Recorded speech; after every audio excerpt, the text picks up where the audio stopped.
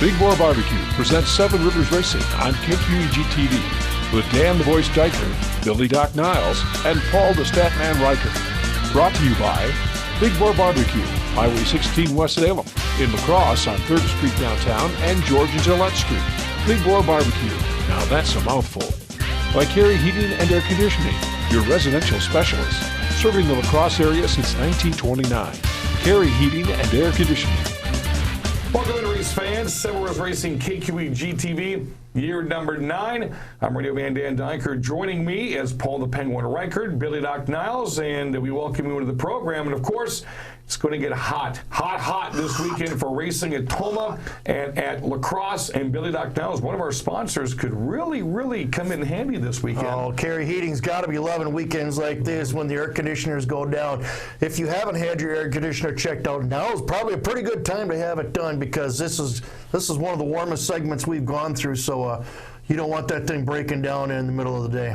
If you do like your warm temperatures, like you like your barbecue, Big Boar Barbecue is a place to go in West Salem, or on the north side of La Crosse, right there in Gillette Street. They've got the trailer out there. I was down having some pulled pork last week. I think it was Tuesday or Wednesday. I was down there before the rain came, and it was simply outstanding. Also want to thank Epic Media and Back 40 Wraps, which I think they're changing their name of the company. I was going to write that down off of Facebook last week, and I forgot to, but Back 40 Wraps is going to be changing their names. Someone that's not changing their names is right there.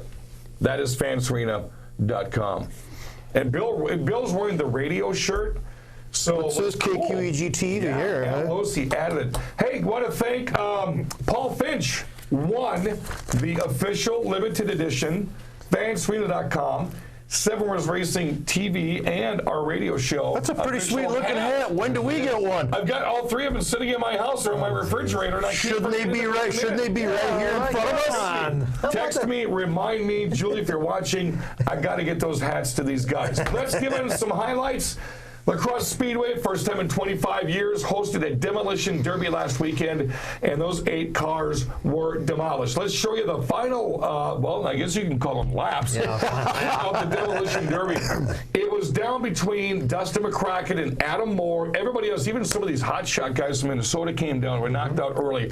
Adam Moore said he's going to quit hobby stock racing. He and Tom Farah both have found a new hobby. It is demolition derby time. As you can see, Adam Moore completely pounded Dustin McCracken out of the hole. It's been, 25 years since they've had a demo derby at the La Crosse Fairgrounds Speedway, and this was fun to watch. I mean, check out the replay. I don't know when the replay is going to be back on again, but wow, this was really cool. If you've never been to a demo derby at the Speedway, first time in 25 years, this could only get bigger. Only 8 cars this time. Who knows how many next year? This is going to be cool next year. Congratulations goes out to Adam Moore. Paul, hobby stocks were in full force. Yes, hobby stocks were in action, and a great battle down to the wire between Bill Schott and Caleb Hardy as we take a look at the last 2 laps here.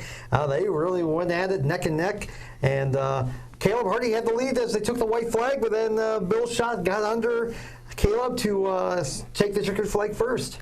And Bill Schott, coming off that, he's had a back injury for quite a while, did a phenomenal job of coming back to win that race. It was, well, I'll tell you what, 2 guys going at it for the 6 shooters, the street stocks at the La Crosse Fairgrounds Speedway. Dan Fry went around Tristan Dreskowski, Draz Jr., who's driving his dad's car, but Tristan may have a new one coming out this weekend at the La Crosse Speedway. Lap 6, he took the lead. Fry would pull away from there, and that 6-shooter class, what do they have, 25 cars in the feature? About that, yeah. Simply outstanding. How about 25 minivans one day? Oh, wow, that would be awesome. But, hey, you know what? Even though this is a pretty good bunch of minivans, you got 1 or 2 that are standout, and then everybody else is pretty evenly matched. Rob Stanfield, obviously the standout that we're talking about, bounces off the wall after making contact with Tom Farah on lap 5. He would recover, come back and take the lead, getting around Matt Bornheimer with 3 laps to go and end up walking away with this bad boy. Obviously, he set himself up as the man to beat for the rest of the year. Neat. We had Kyle Solberg from Mississippi Thunder Speedway was there in a tribute van. A young lady had passed away 10 years ago. Not only did he have the tribute van, but did a great job in the race itself. Friday night, straight drags this week at the La Crosse Fairgrounds Speedway. Doesn't look like weather-wise they're going to rain out, but I would advise you, and these guys will agree, every race you go to in the Midwest this weekend is going to be full of heat. Obviously. By the way, Dan, we missed a class. The Hornets. We missed the Hornets. Oh my goodness gracious! We missed the Hornets. Billy Doc Niles, or somebody tell us about the Hornets, because that was a good race. A couple of late race cautions bunched this field up, and you're going to watch the last lap here. You're going to get the green and white on the last lap. Jimmy Bjorkman, Patrick Ticky going neck and neck coming out of the corner. Bjorkman would get the bike coming off of turn 2 and end up scoring the win by about a car length. 6th different feature winner in the Hornets this year. What a phenomenal job that class is doing, spreading the wealth out, as you would say. Not going to be able to tell who the champ is going to be there because they're too busy trading it back and forth. Young Jaden Schock had every opportunity in the world. She was walking away with the 2nd place, and she's already got a feature win this year and spun herself out in turn 2. Mm-hmm. Man, that was kind of a heartbreak. Contact drags. I officially, for the first time ever, got to announce at a racetrack, you're supposed to intentionally hit your competitor. Yeah, they actually do this. I think at Madison, I think they do this. Elko does it too. I believe. Oh, cool. First, tell us about it, Paul. Yeah, it was a pretty unique event. We actually had 6 cars, but we had to do kind of a round-robin thing. Double elimination. Yeah, double eliminations. And it ended up coming down to Jason Bolster and Dustin Olson in the best 2 of 3 finals. But Jason actually beat Dustin in both races and captured he was the king of the contact. How about the beer stand where the payouts were after the races were done? I had about 12 guys go Diker. Next time they do contact drags, you let me know because I'm going to build a tank to do with Jason Bolster. Jason Bolster has a hard hobby stock. Yeah. Everyone else has Hornets. So what would they do? Bolster would hit him and turn down, and it'd win the race. And the Hornet can't come back. You get 2 solid vehicles, old Chevys or Monties side by side. It's going to be like this, from one cone to the other where you got to make contact. Them hobby stocks take a big enough beat and hitting each other as it is. That would be pretty impressive. Bolster, he had less dents this year, so he had to kind of go back to what it looked like in history's past. You know what I'm excited about, Dan? It's the first time in 3 weeks we've actually had late models and sportsmen on the track this Saturday. Raced since June 22nd, and here we are almost the middle of July. Joining them tonight, or Saturday night at the La Crosse Speedway, great to see these guys come on again. Upper Midwest Vintage Racing Series, and I think it's fan photo, Paul Pinkman. Yes, we tried to do this about a month ago, got rained out, so we're going to try to do it again. Again, Double Spin to Win is going to be the featured novelty event, and make sure you check out lacrossespeedway.com or just add them on Facebook. They're going to be giving you everything you need to know. When we come back, exciting that at Tomah last week, that's next on 7 Rivers Racing. You don't have to fly to Kansas City to get great barbecue. Spring is sprung, the grass is riz, and Big Boar Food Truck is back in biz. Yes, the Northside Food Truck at George and Gillette Street is back in business. Stop by for lunch or dinner, enjoy our pulled pork, chopped brisket, fresh cut fries, sweet potato fries, cheese curds, and our own baked beans and coleslaw. Watch for ribs and chicken on select days. Big Boar is back at George and Gillette, and still a delicious mouthful. Yeah! American Standard Heating and Air Conditioning is built to a higher standard, so you can focus on the problems in your life that actually matter. Hey, Dave. Like giving Jeff his ladder back before he takes it back. Or where to put the food when you both get the groceries. Or the doggy door that just became a raccoony door. Whatever you're worrying about, it won't be this. American Standard Heating and Air Conditioning, built to a higher standard. Carey Heating and Air Conditioning, your 2018 American Standard Building a Higher Standard Award winner. Call Carey today for your free estimate. Welcome back, race fans. KQEG TV presents 7 Rivers Racing, so does Big Boar Barbecue. I'm Radio Man Dan Dyke along with Billy Doc Niles. Paul the Penguin Riker. To the Tomah Sparta Speedway we go. I got a treat this weekend, fellas. I had Upper Midwest Vintage Racing Series at Tomah last week. The other are the Crosse this week. Cannot wait to get into these guys because they do a fantastic job. As you're going to see right here, let's hear the last 2 laps of last week's race. It came down to Greg Catone from a sporty driver, the Crosse Fairgrounds Speedway. He battled Burton Brown's 67 Chevelle for the last couple of laps on this one right here. Greg Catone had a chance to pass Brown on the last lap, turn 2, and he brushed himself up way too high in turn 2. Well, that's because he didn't have any brakes. Yes, yeah, that's right. That kind of hurt, but Brown's going to end up getting the win. Ralph Catone was right there at the end, and it was just a thrill to see not only these drivers, but for the first time, the Super America Black Knight was at the Tomah Sparta Speedway. Terry Firkus was driving it.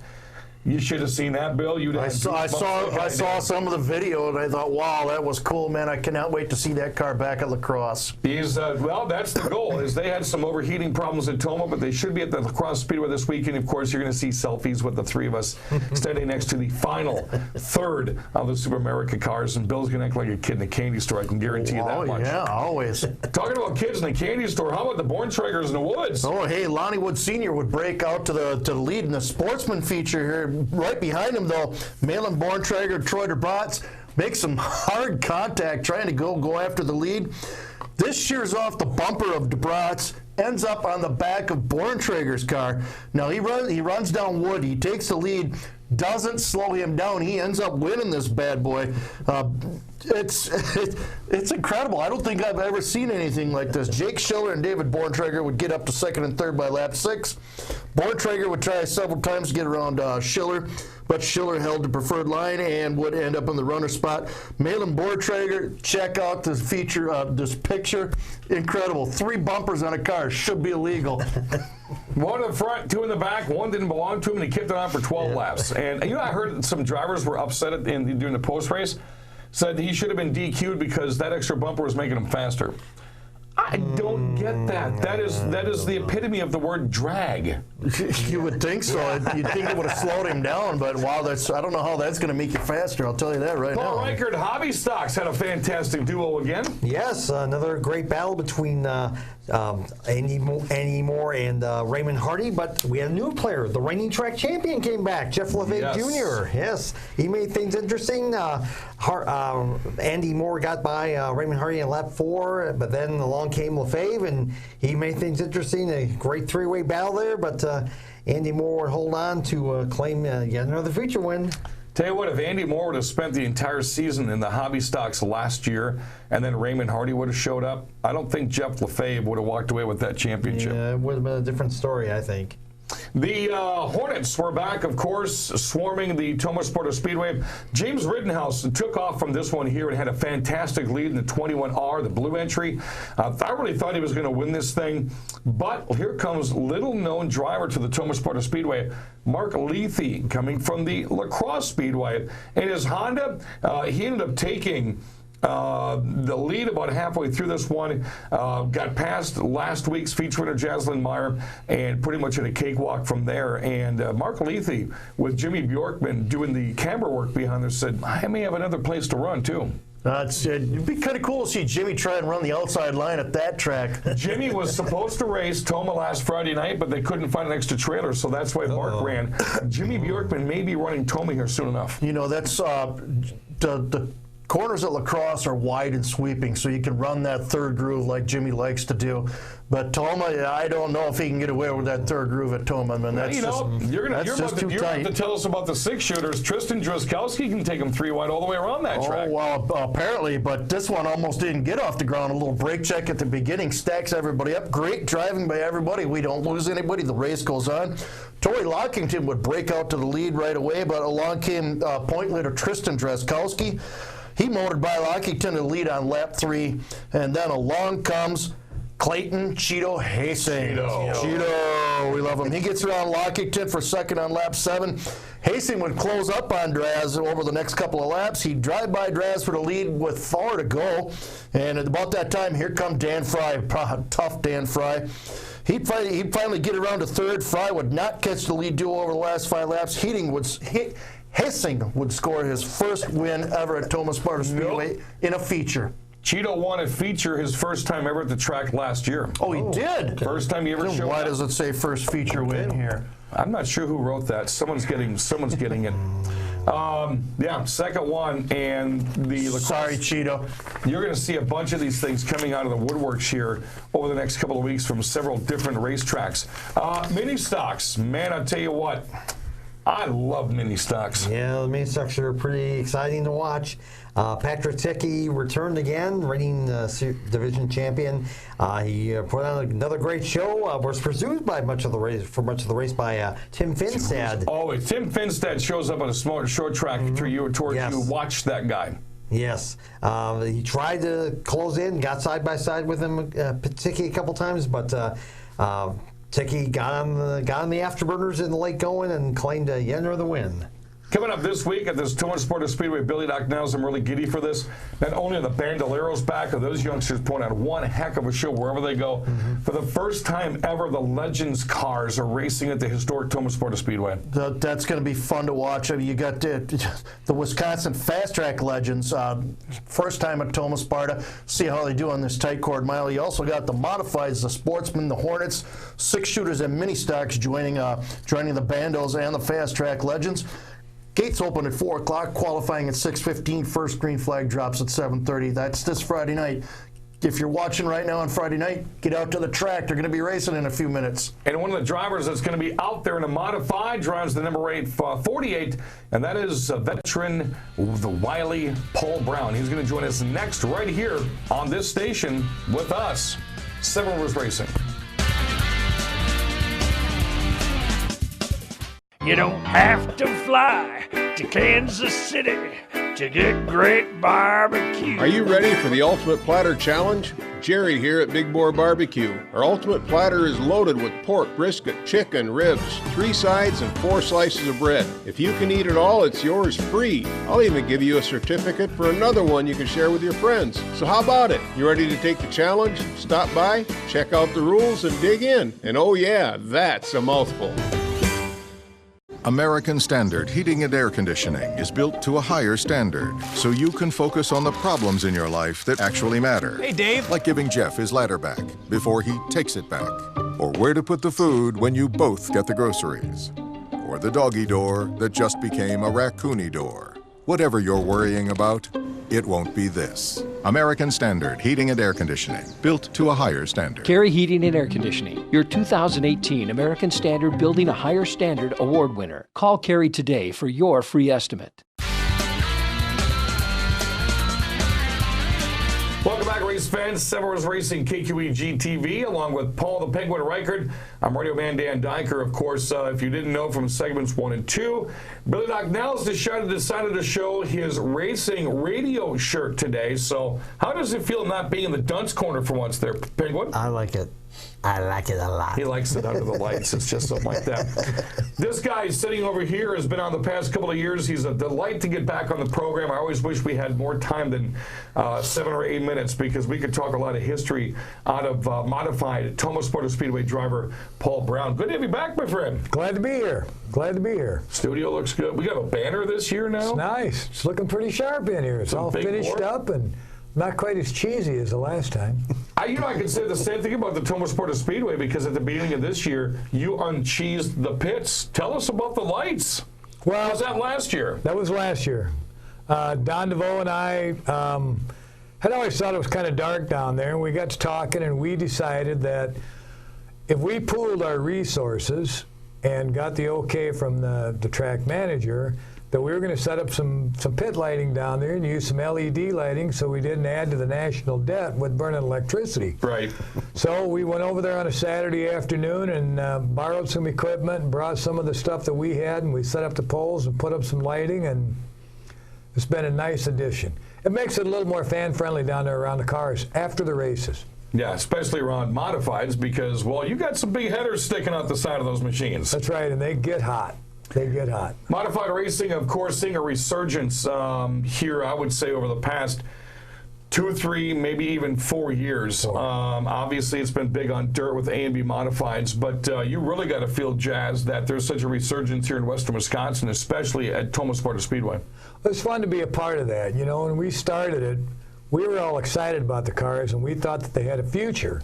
And so we kept racing them, and we kept talking them up, and we went around and visited a few other tracks and put on some shows for them and really generated a lot of interest. We finally got our car counts good, and then all the other tracks started thinking it was a pretty good show, and so now everybody runs them, which is good.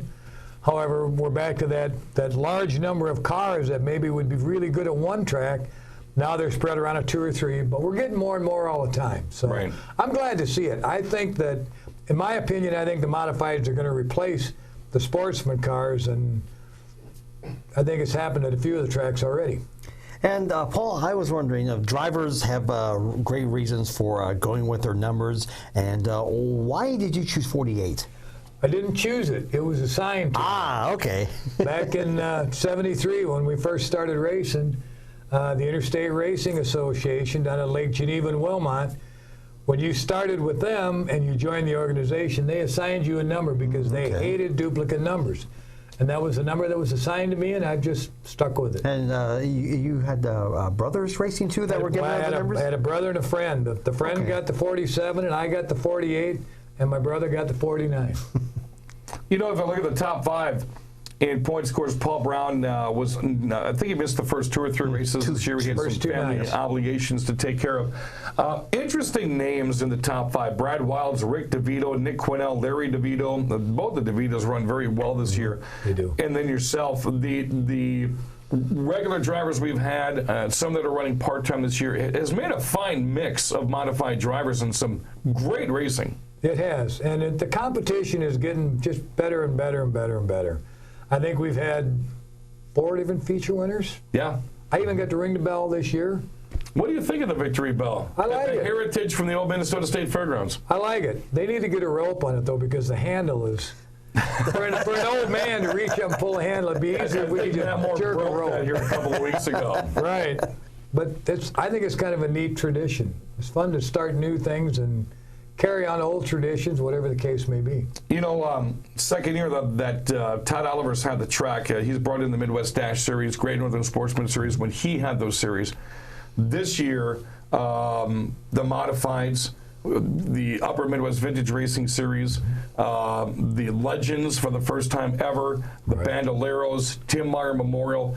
Does it feel like it did back in the day when you raced, where you could use the word tradition again? It's getting closer and closer. It's fun to see the car counts come up. Brought out right there. It's fun to see the car counts come up, and it's fun to see a lot of the guys that you've raced with over the years. Even some of their kids are now out there racing. You know, these same guys. It's the racing family, and it's fun to see them. Talk about something that just gets me every weekend when I first pull in the facilities. Since Greg Oliver's had them. I mean, Chuck Hausman and Stevie Jorgensen started something 4 years ago that I don't think anyone's ever going to be able to go backwards on.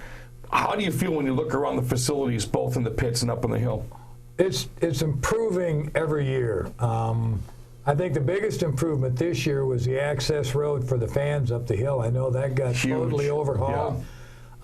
Chuck likes that because it runs down into his house. He got tired of having a lake. Right. The overall appearance, I know Pops does an awesome job taking care of the place, keeping the grass mowed, presentable, painted up, nice. Things that probably needed a coat of paint or a little repair, and that's been taken care of. It's getting better and better and better. And you know, I do have to give credit to Mr. Inglet, who passed away a couple of years ago. He's the one that actually came in and rebuilt that concession stand and repainted everything and got those high-top tables in there. You know, a cool piece of history I brought up to Billy Doc Niles on the radio show that he didn't know. One thing you brought up is, what would you like to see changed? That would be the grandstand seating. Of course, everything there is part of the history back to the 60s. Did you know, folks, that grandstand seating at the Tomah Sparta Speedway came from Camp Randall Stadium? That's unbelievable. I was not aware of that. I knew it had been around a while, but I was not aware that it had come from there. So there's history on top of history. There is. There is. What year did you start at Tomah? 90 or 91. So you didn't get a chance to, maybe you did get a chance to run with Trickle and Marzofka and Refner. Nope. Never did. Nope, they were already gone. I got to watch them race a lot. Growing up? Well, that had to been cool. It was fun. We used to go down to the Dells and watch them. When I was in the Guard in Sioux City, we used to come to Vogue Field for guard duty, and we'd go to the Dells races on Saturday night. And Marv Marzofka and Tommy Refner and Dick Trickle and Jimmy Bach and, you know, just right down the line, watching those guys race. Makes you want to get involved in it, you know. So. Did you ever pay to watch Bill Niles race? I don't think so. We can see why. All right, Bill tells us we are running out of time in this segment. Before we go, you have to have sponsors to help entertain the crowd in your modified. Who's helping you out this year? I do. Of course, my business, Toughen Up Auto. Charlie Holmes with his new resale shop in Necedah. Rick Porter, NJP Productions. And Tim Parker, who's my Cornwall deal guy. He helps me get a set of tires every now and again. So, of course, Rick Porter with NJP Productions brought us all the video you just saw last segment from the Tomah Sparta Speedway. Always a pleasure to have you in, Mr. Brown. Always glad to come. Nice to be here with you guys. Now the knees comment they gave him at the race a couple weeks ago, that's behind us, right? Right. That's a stealthy handshake. Until I have a chance to get even. No, I can't wait to see what happens there. Just don't let it relate to food because I cherish that too much. Right, I wouldn't do that. That's going to end the program for Billy Doc Niles and Paul the Penguin Riker. Chuck Husband's back there, and Paul Brown is right here. We can't wait to see what these guys do in the future here at the Tomah Sparta Speedway. I want to thank our producer, Jesse, for bringing you today's edition of Seven Rivers Racing here in KQEG TV. You've been watching Seven Rivers Racing on KQEG TV with Dan the Voice Diker, Billy Doc Niles, and Paul the Statman Riker. Brought to you by Big Boar Barbecue, Highway 16 West Salem, in La Crosse on 3rd Street downtown and George and Gillette Street. Big Boar Barbecue, now that's a mouthful. By Carey Heating and Air Conditioning, your residential specialist, serving the La Crosse area since 1929. Carey Heating and Air Conditioning. Thanks for watching Seven Rivers Racing on KQEG TV. You don't have to fly to Kansas City to get great barbecue. Spring has sprung, the grass is riz, and Big Boar Food Truck is back in biz. Yes, the Northside Food Truck at George and Gillette Street is back in business. Stop by for lunch or dinner, enjoy our pulled pork, chopped brisket, fresh cut fries, sweet potato fries, cheese curds, and our own baked beans and coleslaw. Watch for ribs and chicken on select days. Big Boar is back at George and Gillette, and still a delicious mouthful. Yeah.